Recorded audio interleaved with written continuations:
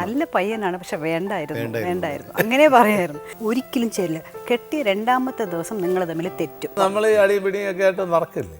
ഞാൻ പ്രേമിക്കുന്ന കാലത്തിൽ എല്ലാവരും പറഞ്ഞ അങ്ങനെയാണ്, നല്ല പയ്യനാണ്, പക്ഷെ വേണ്ടായിരുന്നു അങ്ങനെ പറയായിരുന്നു.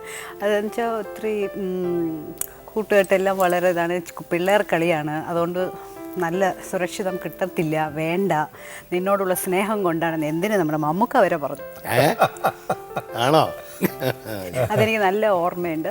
കൊച്ചെ, ഞാൻ ഒരു കാര്യം പറയാം, നിന്നെ എനിക്കറിയാം, അവനെ എനിക്കറിയാം.